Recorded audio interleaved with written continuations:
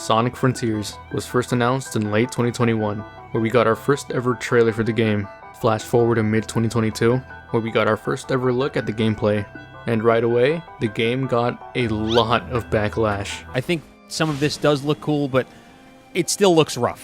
There's no reason Sonic Frontiers should look as shitty as this does. Both Sonic and non-Sonic fans alike saying that the game looked like a fan game, already predicting that the game was going to be a game of all time. And yeah, at this point, it was not looking good for Sonic Frontiers. Then we scroll further down the timeline, we get a few more trailers and a bit more info about the game. Then finally, the time came. In late 2022, Sonic Frontiers had finally released to the world, and the general consensus was that Sonic Frontiers was a pretty good game, surprisingly. Sure, it definitely had its flaws, but overall most people agree that the game was pretty solid, and maybe even one of the best Sonic games of all time. But that's not where this game's story ends. In 2023, the game would get a few updates that would add a bit more content to the game and fix a few issues that were left lingering in the game, but all of these updates would pale in comparison to the absolute giant that is the final update for Sonic Frontiers, the Final Horizon.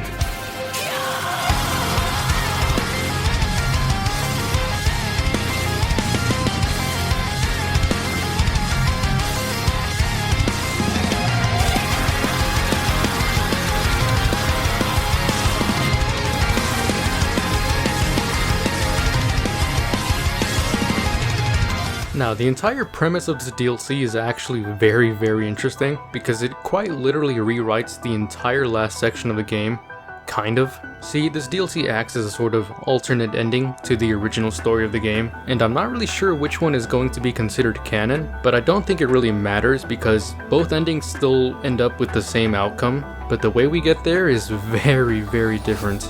So the DLC activates once you reach Uranus Island, where you will see a new symbol on the map.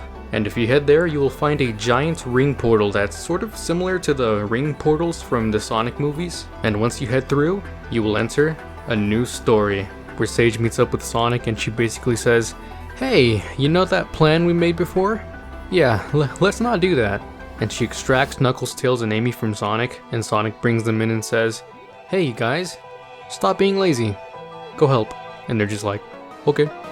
And we begin the part that I think that I was personally the most excited for with this DLC, because once again, the Dreamcast is finally playable.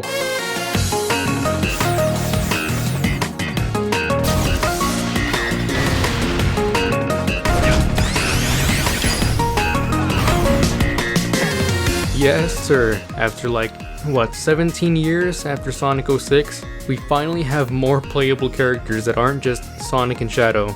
And no, they weren't just slapped on lazily onto the Cyberspace stages like I originally thought they were gonna do, to be honest. And nope, they are fully playable in the open zone, with each character having their own unique movesets, as well as some minor differences between them, like only Sonic and Knuckles being able to climb on walls. And yes, they all have their own unique skill trees, which you can unlock more of by collecting skill points from these special Cocos scattered around Uranus Island. And there are also these map Coco that you find at the end of these new platforming challenges, and they're color coded by the best character that's best suited to play through them with. And these are actually really fun to play through. And to be honest, at some points I even thought that this might be what a new Sonic Adventure 3 might possibly feel like. What did you say? But okay, I might be getting a little too ahead of myself now, so let's go through and give each of these characters their own time to shine. Starting with... You know what? I'm gonna just come right out and say it. I think that Amy might actually be my favorite out of the new characters to play with. Unlike the other characters, not only does Amy have a double jump, but also a triple jump, and even after that, she can just pull out her fucking Yu-Gi-Oh cards and start majestically floating in the air. And when you unlock her hide card jump ability, she actually just becomes the best character to platform with in this game. It is just so much fun to just bounce around with her, and her moveset just allows her to make these insane vertical jumps. Shit, Amy in this game would absolutely dominate in the NBA. Oh, and when you unlock her card spin boost, and you get max rings. Yeah, Amy's max boost in this game allows her to make this fucking hamster wheel of death, and she just starts riding her hammer like a witch, and you can also fucking drift with it. and it has insane speed, so it becomes really useful in time-based challenges. Oh hey Knuckles, and now let's talk about her combat. Of course Amy has a standard homing attack, but if you hold the button down, she will target multiple enemies and hit them with the power of love. And a lot of her other moves make a lot of use of her tarot cards, which is kinda funny. I like how Amy's tarot cards went from like this relatively obscure part of her character, and then all of a sudden they become more utilized in this game than her iconic hammer.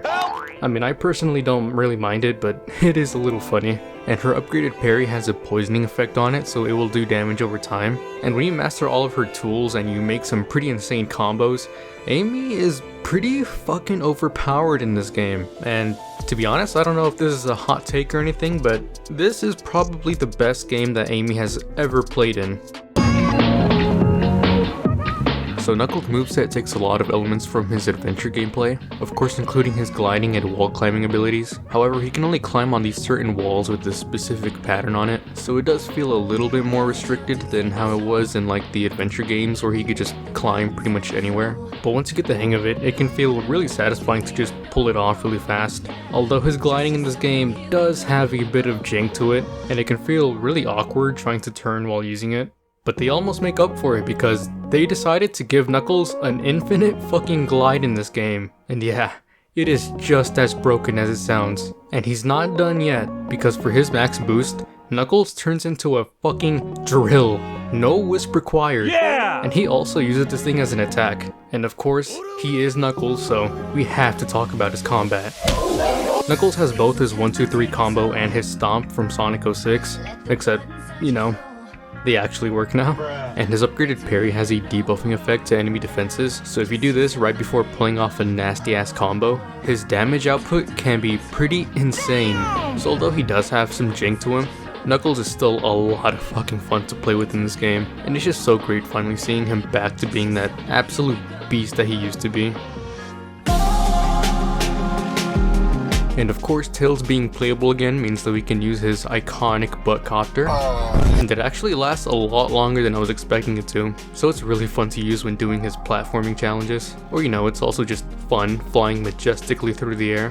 What's weird about Tails though is that he doesn't have a homing attack at all, instead he just throws these wrenches, so that's kind of weird, but he really makes up for it, because for his max boost, they decided to give him his fucking mech. Yeah, that fucking thing from Sonic Adventure 2. And somehow they actually made it really fun to control. And if you use it with his infinite boost, you can pretty much just skip any of his platforming challenges and just break the game. I fucking love it. As for his combat, well, he's Tails, so of course his moveset revolves around a lot of gadgets, like his wrenches that he can just throw pretty much infinitely. But he can also upgrade them so he can like throw a cluster of them out. And the cool thing is that they act as like an extra platform, so you can use them to pretty much stay in the air forever. And they also last quite a while, so you can just throw one of these out and just watch it slowly kill a guardian. And Tails' upgraded parry has a debuffing effect to enemies' attacks, so it's not as good as the other ones, but it's still pretty alright. And that's pretty much it. His combat is nothing too crazy. Oh, you know, except that he has a fucking laser cannon. I don't know where the fuck this came from, but I'm glad that they gave it to him. And yeah, when you pair all of his tools together, Tails can be pretty strong in his own right. And yeah, he's got some quirks to him, but Tails is still a really fun character to play as in this game. And once everyone gets their own Chaos Emeralds, we finally switch back to Sonic, who now has to climb the 5 towers. And the towers really aren't too bad if you're just good at basic platforming, but they definitely are a little bit challenging. But I like the challenge. There's nothing more satisfying than climbing one of these without falling off. But the towers definitely aren't the hard part. Once you get to the top of each of them, you will meet with the spirit of one of the ancients, and they will each give you their own trial, which are basically like little challenges, like beating some enemies with certain moves within a time limit and stuff. And personally, I didn't find these too hard, to be honest. Most of them were actually pretty easy, but the last one, oh, the last one. The last one is basically a boss rush against all of the Titans, which doesn't sound too bad, except you only get 400 rings, and now you actually have to time the parry, which really doesn't sound like a bad thing, but these Titans, you cannot fucking tell when they are gonna hit you, and it becomes super fucking frustrating, which, by the way, I don't know what it is, but For some reason, this update pretty much turned Sonic Frontiers into fucking Dark Souls. For some reason, this update made all of the enemies insanely fucking difficult to beat. Like, somehow even the regular Guardians are harder to beat than the Titans in the base game. No, I'm so fucking close. I am not losing. I am not losing.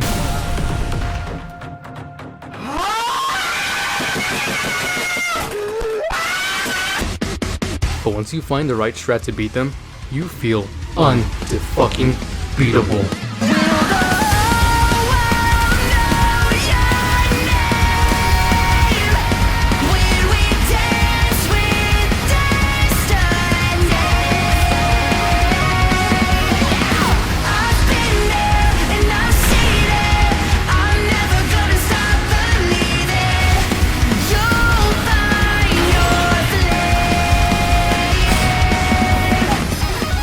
Fuck you, Wyvern, you fucking suck!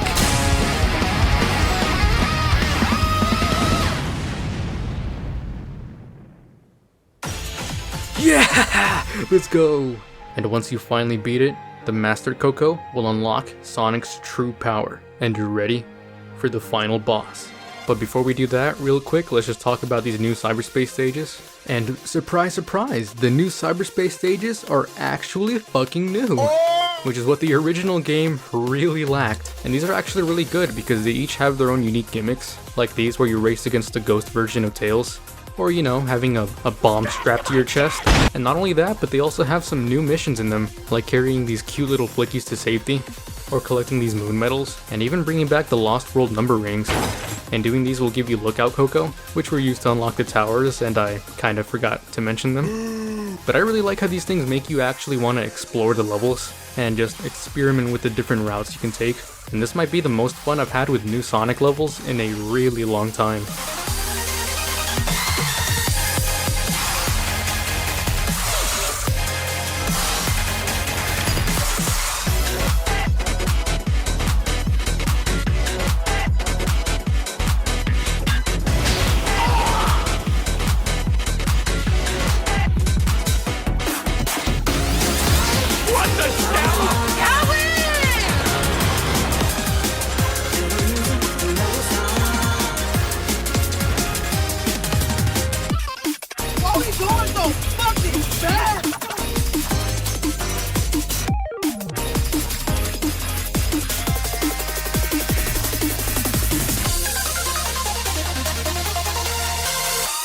Okay, and now with that, it's time for the final battle.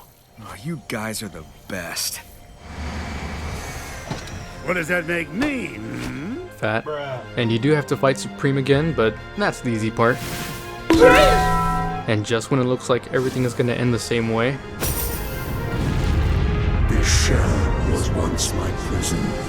Now it shall be the avatar of my return. All shall perish. All shall return to order. To oblivion. here comes the end. Oh shit, new boss fight? Let's go! We finally got a new fucking boss fight. None of that bullet train, bullet hell bullshit from before. We finally get an actual proper boss fight this time. Wait, why is my parry not working? It's not working! I'm pressing it. Oh, it's time! Supersonic 2? Supersonic 2? Oh my, no! He's gonna harness the negative energy. He's gonna harness it. Supersonic 2! Yeah, it's fucking real! Supersonic 2 is real! Yes! Supersonic 2 is real! It's actually fucking real. That's the fucking coolest shit I have ever seen. Ow, stop. Fucking stop. Parry that shit. Get the fuck out of here. He just fucking backslaps it. Come at me, bitch. Parry that. Parry that too. Get that shit out of here. Oh, what? What? What the fuck? What the fuck was that? What the fuck was that? What? What was that? Fuck! Wait, what? I got hit one time. No way I actually fucking died to that one hit. What? Is he actually dead? Fight! No, no, he is not. He is not dead. Once again, we'll start our story anew. Don't be afraid, I will be with you. I'm here, reaching far across these new frontiers. With my life, fight this. Nope. I don't care. I don't fucking care. This is the best boss fight in Sonic. Fuck Solaris. Fuck Dark Gaia. I don't care. This is the best final boss in Sonic history. Fight me. Wait, I haven't tried this yet. Oh shit. Okay. Let's do it. Second time. Nope. Get that shit out of here. That shit's not hitting me. Let's do it one more time. Mods, crush the scope, thank you. What? Holy glove! What the fuck? Dude, he fucking broke his back out. He blew his fucking back out. What the fuck? What is actually happening? What is going on? No. No. No. Sonic, it's now or never! Oh, they're actually gonna use the gun. Okay. Sorry, Master King. Looks like I'm going all out after all. In my hands, I hold the ones I love. Cybersonic? Forward, Cybersonic? Cybersonic's real? always to Cybersonic's actually fucking real. Oh, that was a fucking. Was that a Fleetway? Was that a Fleetway reference? Dude, that roar. That roar, that was actually like some Goku level roar. That was actually like a Goku level roar. What the fuck? What just happened? The end, more like the fraud. Yeah, I don't care. That was the best Sonic final boss in history. Look, there he is. They didn't even try to catch him. Yeah, good job, guys. You actually did something for once. She lived! She lived this time! Yes! This is the good ending. You did well, Sage. It's time to head home, dear daughter. Home. I like the sound of that. Father. Aww. That's fucking adorable. Man, dude, that was... What the... I don't even know. That was crazy. And that was Sonic Frontiers, The Final Horizon. And man, this update really just blew me away. Going into this, I really was not expecting this update to be this amazing. Everything from the new playable characters being super fun to play, the new cyberspace stages, the towers and the trials. Oh, and the final boss and Supersonic 2 and that little glimpse of Cybersonic at the end these were just some of the most coolest moments in the entire series. And yeah, there definitely were some pretty big problems, like some of the new characters having some jank in them, the random difficulty spikes, and oh man, that last trial had no right being as difficult as it was. And you definitely can make a point saying that a lot of the stuff should have been in the base game to begin with, but the fact that this DLC even exists just shows the amount of love and passion that Sonic Team has for this series. And it's just really amazing comparing how this game was first received, like before it came out during all of those trailers and everything. And now it is literally one of the best Sonic games of all time. And I just genuinely want to thank everyone at Sonic Team for doing this. Because thanks to their passion and the love that people have for the series, Sonic Frontiers has made history.